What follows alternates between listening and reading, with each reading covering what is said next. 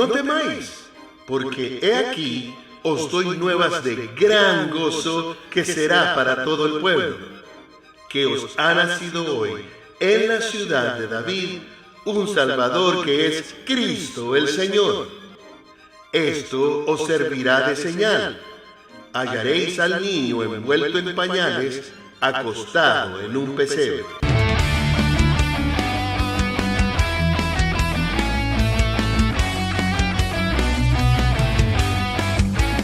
Hola, saludes en el nombre de nuestro Señor Jesucristo.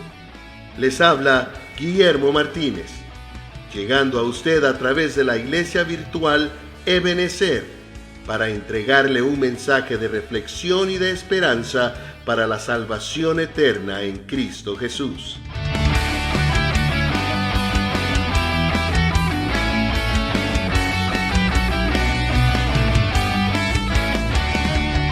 En esta ocasión el tema será la Navidad, celebrar o no celebrar. ¿Qué es lo correcto para un cristiano?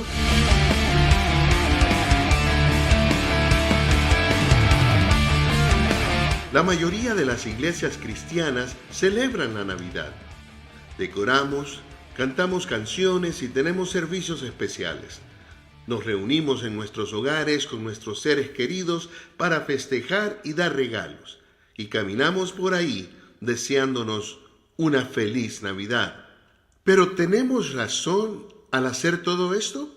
¿Es saludable para nosotros, como discípulos de Jesús, dar a una fiesta un lugar tan importante en nuestros calendarios y observarla de manera en que lo hacemos?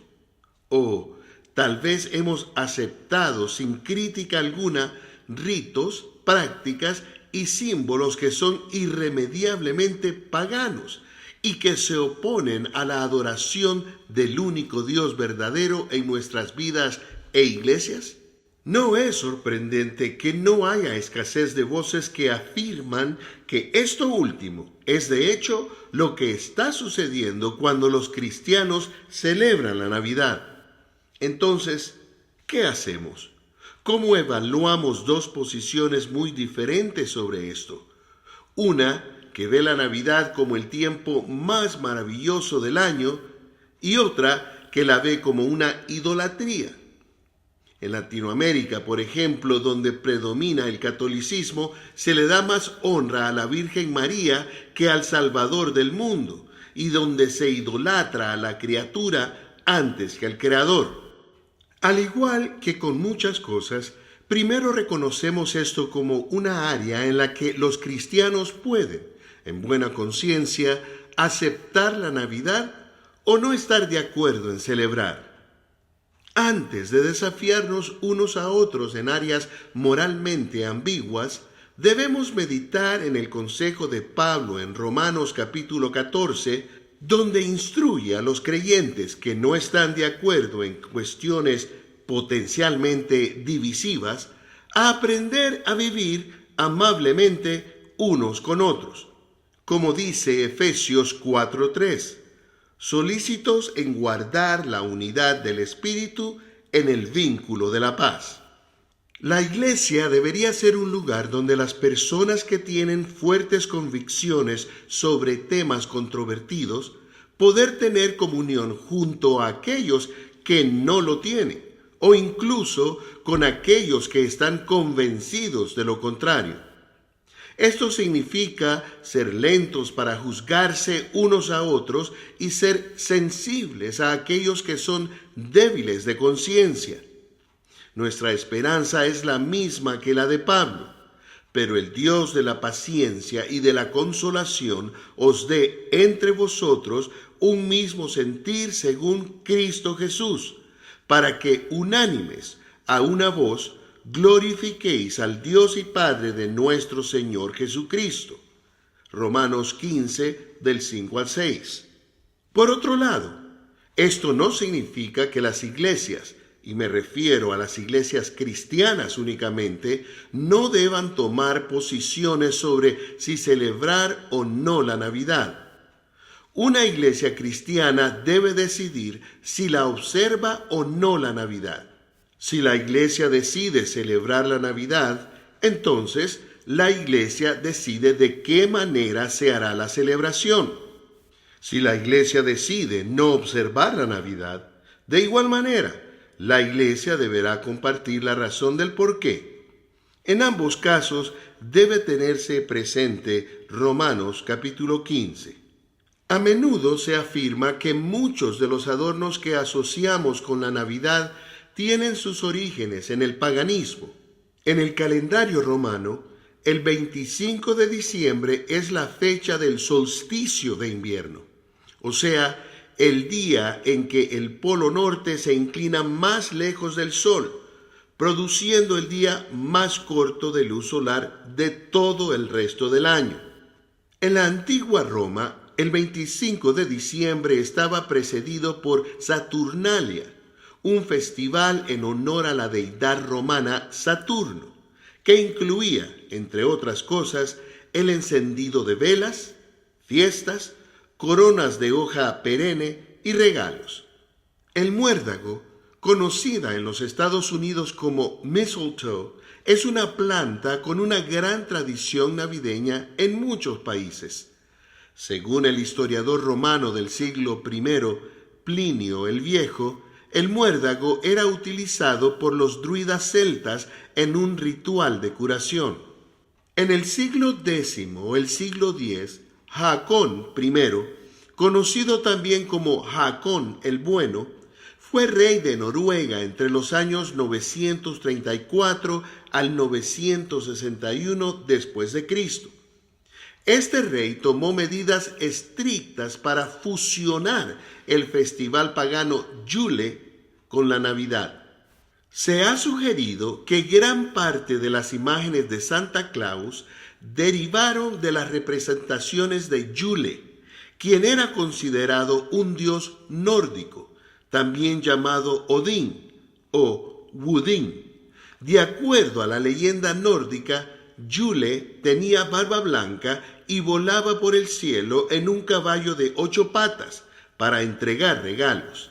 Cabe señalar que los vínculos entre la Navidad y la religión pagana no son tan claros como se suele afirmar. Les doy 3 ejemplos.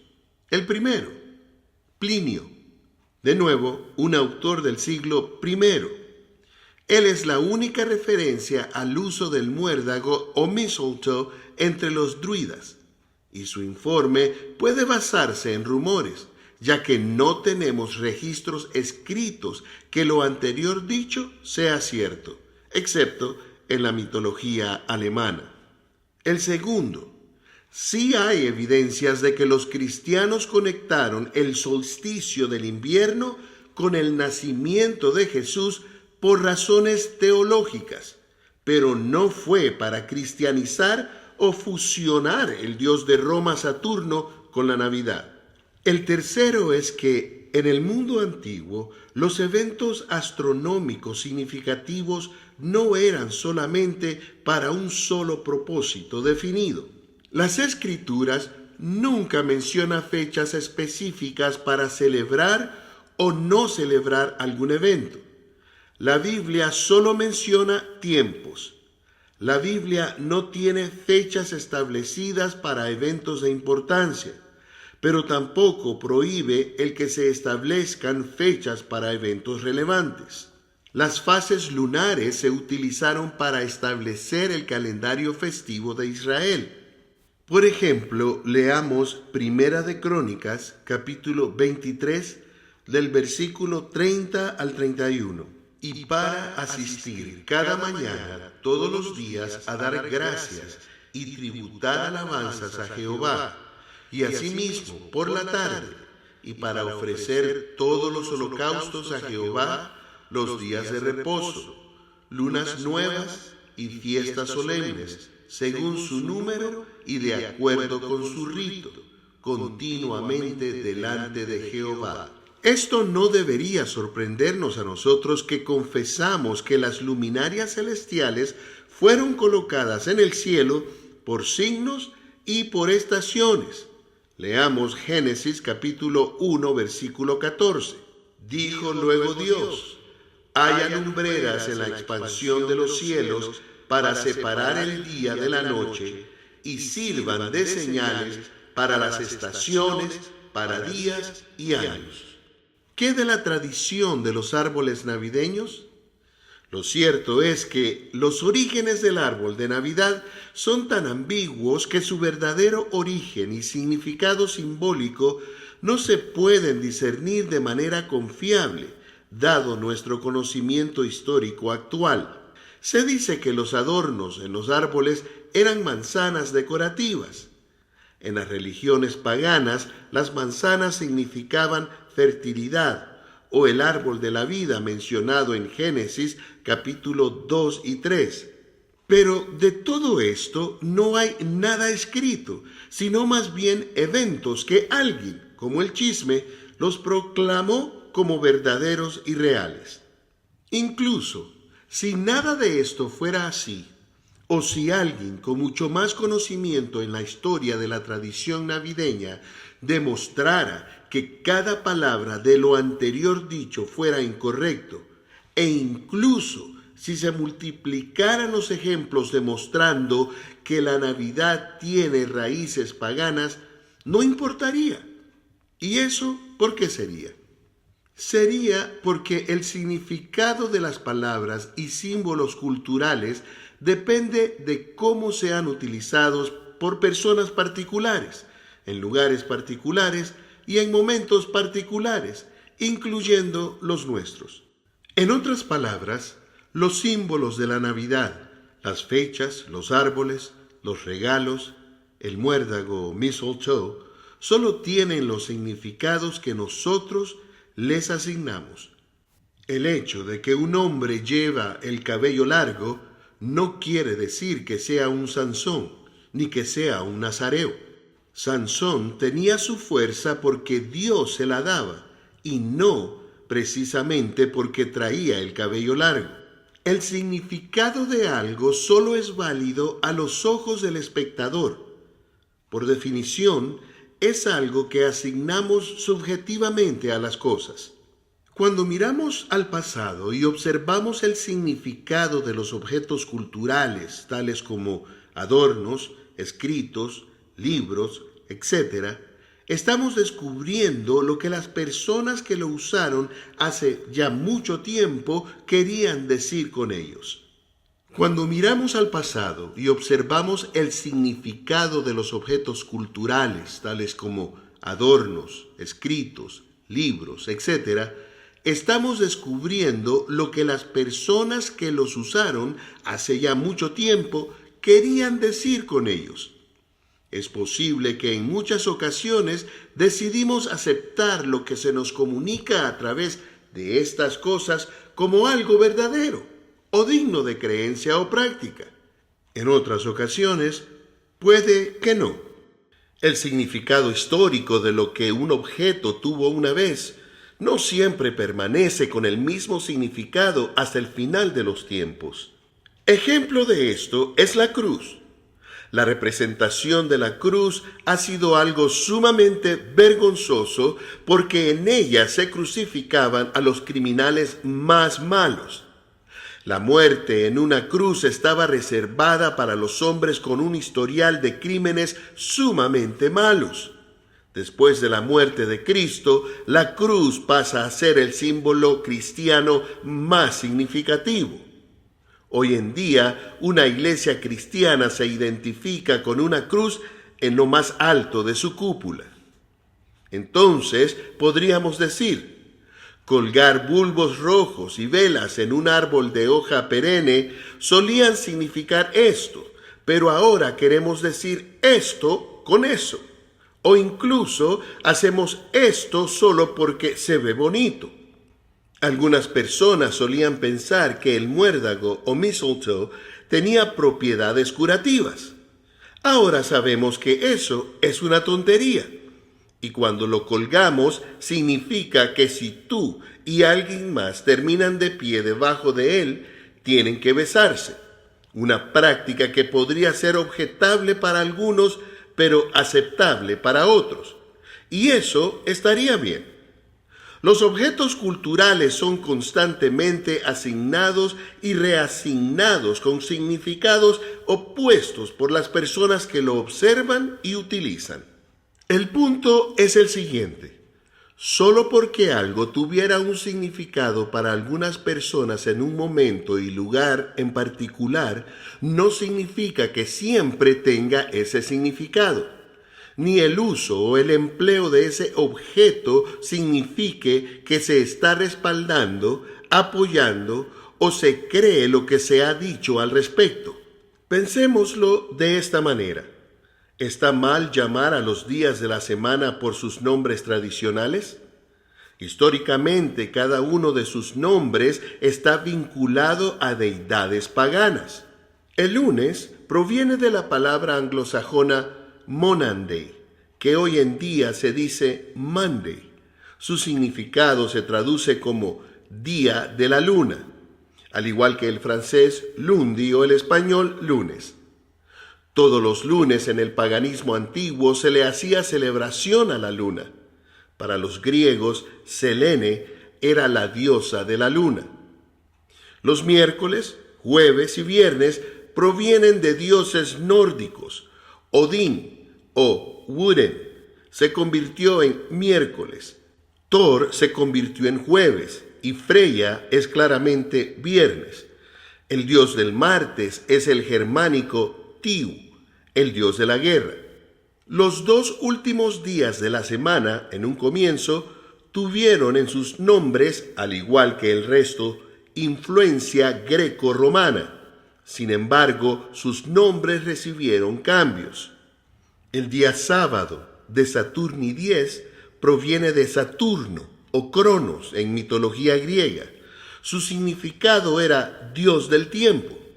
No obstante, el término procede en última instancia de la tradición judía del sábado, día de descanso. Gracias al cristianismo, el primer día de la semana fue cambiado a domingo, que viene del latín Dominus Dies o Dominicus, que significa Día del Señor. En el idioma inglés, sin embargo, el domingo se sigue llamando Sunday, o sea, Día del Sol. Se dice que el emperador romano Constantino adoraba a Mitra, dios del sol, pero un día tuvo un sueño en el que vio una cruz dentro de un sol con la inscripción «Vence con esto». Fue así que se declaró cristiano y dedicó el domingo como el día del Señor. Una vez más, los cristianos intentaron cambiar el nombre de los días de la semana a sus santos, pero los nombres paganos se mantuvieron. Con todo esto mencionado, la pregunta sería: ¿está correcto entonces decir que de alguna manera nos estamos involucrando en la idolatría cuando llamamos a nuestros días nombres que pueden estar vinculados correcta e inequívocamente a la falsa adoración en épocas pasadas? El término o la palabra Navidad viene del latín tardío que significa nacimiento.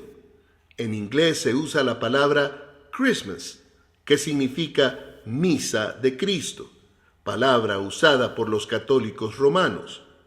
No debería sorprendernos que una gran parte de nuestro patrimonio cultural, que toca todos los aspectos de nuestras vidas, se derive, de alguna manera, de las prácticas religiosas católicas romanas, no necesariamente cristianas. Nuestras vidas serían inhabitables y nuestros idiomas indescriptibles si el significado fuera algo estático, inamovible a la cultura. Afortunadamente, no lo es. Curiosamente, Dios no rehúye reutilizar objetos, símbolos, instituciones y conceptos que originalmente tenían antecedentes paganos y asignarles nuevos significados, basado en su carácter y su verdad. Se podrían mencionar muchos ejemplos. Sin embargo, aquí están tres. El primero, la circuncisión que se presenta a la familia de Abraham en Génesis capítulo 17 como el signo del pacto de Dios con él y su descendencia. La razón de este pacto parece ser que una marca en el órgano reproductivo masculino se consideraba adecuada para un pacto que se transmitió genéticamente. Sin embargo, la circuncisión no se originó en la Biblia. Durante mucho tiempo se sabe que ha sido un rito importante en Egipto que se extiende hasta el período predinástico. Además, las excavaciones en el valle de Amug, en el norte de Siria, han dado lugar a figuras masculinas de la temprana edad del bronce, allá en los años 2800 a.C., más de 1000 años antes que Abraham naciera y Dios lo marcara con la circuncisión. El segundo, el arqueólogo William Dever ha demostrado que el templo israelita construido por Salomón, como se detalla en Primera de Reyes capítulos 6 y 7, está claramente estampado o diseñado a partir de los templos cananeos fenicios de los siglos XV y IX a.C. El templo de Salomón fue construido en el siglo X. Según Dever, estas similitudes se extienden en cada característica del templo de Salomón. Esto incluye el diseño tripartita, hasta sus propias dimensiones, los bloques de piedra preacabados en las canteras y montados cada uno en su sitio correcto, un estilo conocido como mampostería de ashlar. Las dos columnas con capiteles decorados de estilo palmete en la entrada de un vestíbulo y la presencia de querubines que llevan el trono de la deidad. Nada de esto es sorprendente, dado que Primera de Reyes, capítulo 5, habla de la amplia participación del rey fenicio Hiram de Tiro en el proyecto de construcción del templo de Salomón. El tercero, Isaías capítulo 27, versículo 21, describe al Señor luchando contra la criatura mitológica Leviatán, que se describe en líneas paralelas como la serpiente que huye y la serpiente retorcida. Leamos.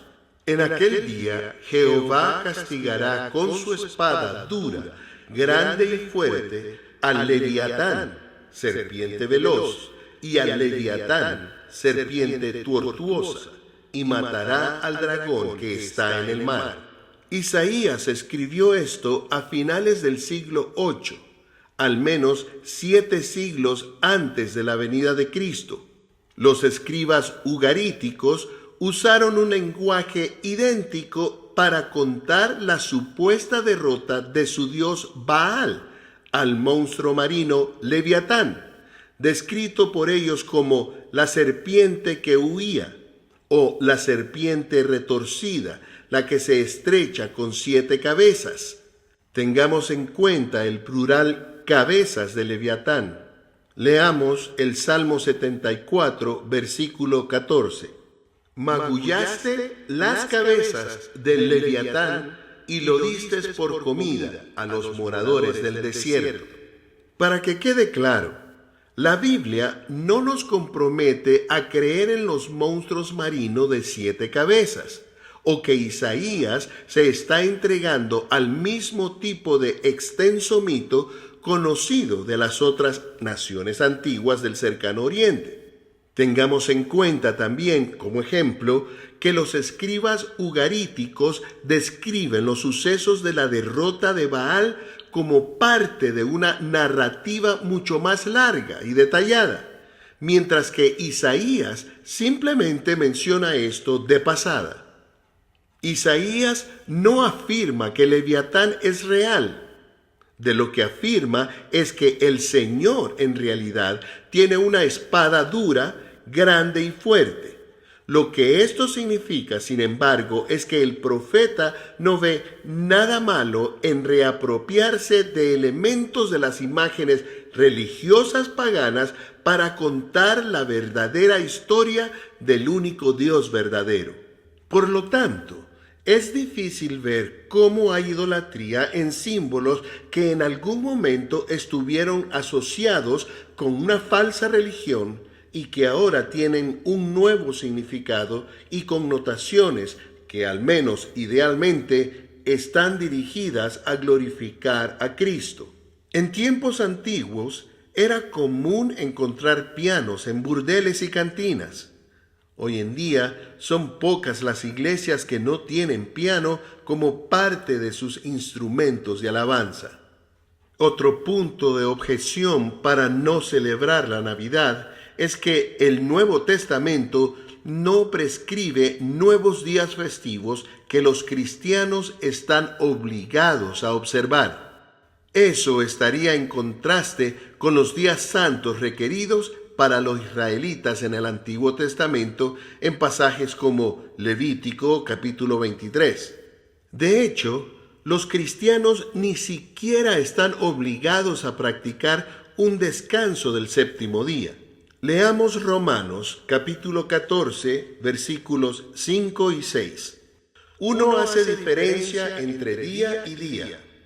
Otro juzga iguales todos los días. Cada uno esté plenamente convencido en su propia mente. El que hace caso del día, lo hace para el Señor. El que no hace caso del día, para el Señor no lo hace. El que come, para el Señor come, porque da gracias a Dios. Y el que no come para el Señor no come, y da gracias a Dios. Leamos Colosenses capítulo 2, versículos 16 y 17.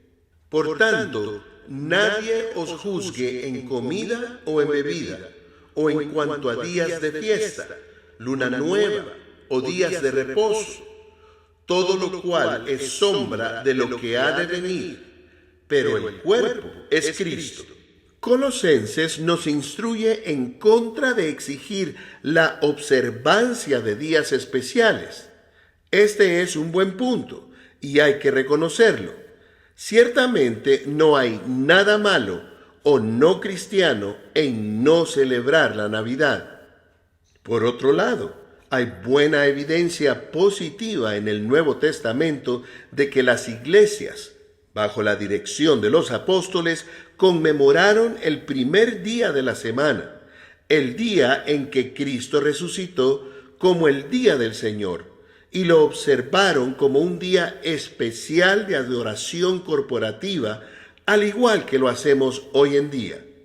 Leamos Hechos capítulo 20, versículo 7. El primer día de la semana, reunidos los discípulos para partir el pan, Pablo les enseñaba, habiendo de salir al día siguiente, y alargó el discurso hasta la medianoche. Leamos también Primera de Corintios, capítulo 16, versículo 2. Cada primer día de la semana, cada uno de vosotros ponga aparte algo, según haya prosperado, guardándolo para que cuando yo llegue no se recojan entonces ofrendas. Vayamos a Apocalipsis capítulo 1, versículo 10.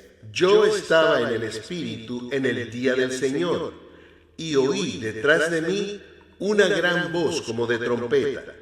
Podemos observar en la Biblia que las historias de la Natividad, tanto en Mateo como en Lucas, dan un precedente para atribuir a Cristo un honor especial en su nacimiento. Puedo decir con seguridad que es bíblico conmemorar el nacimiento de Jesús con fiestas y celebraciones, pero también es bíblico el no hacerlo. Ambos puntos de vista son justificables para los cristianos y deben ser respetados dentro de la comunidad de fe. No deberíamos detenernos ahí porque hay razones correctas y razones incorrectas, tanto para abstenerse de la Navidad como para participar en la Navidad. Una razón correcta para abstenerse podría ser algo así como no querer participar en algo que debería ser especial para glorificar a Dios, pero que se ha corrompido por el materialismo y el consumismo. Ciertamente es apropiado e incluso necesario que los cristianos se sientan afligidos por la forma en que se celebra la Navidad. Nosotros mismos, a través de nuestras acciones o de nuestras palabras, alentamos a nuestros hijos a sentir más emoción por lo que está debajo del árbol que por el bebé en el pesebre. Tampoco nos engañemos. Gran parte de lo que es verdaderamente bueno ha sido deformado y distorsionado por el pecado humano. El abandonar la celebración navideña tampoco es la respuesta adecuada. Lo que nos toca hacer como cristianos es más bien reclamarlas en una reafirmación constante del señorío y la supremacía de Jesús sobre todas las cosas. Nuestras conciencias se conmueven con cada Navidad cuando vemos a gente necesitada y le preparamos regalos y les dedicamos tiempo en comelonas, prestando más atención a los regalos y la gula que a Dios y a la entrega de su Hijo. Tal vez haríamos mejor en ejercer moderación durante la temporada navideña, pero no nos equivoquemos.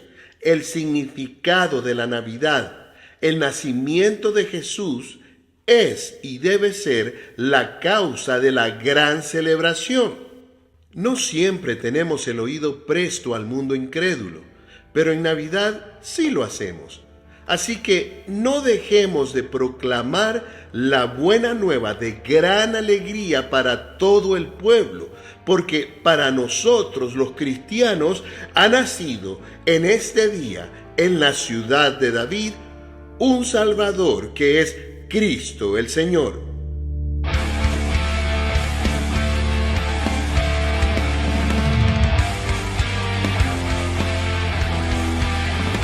Les habló Guillermo Martínez.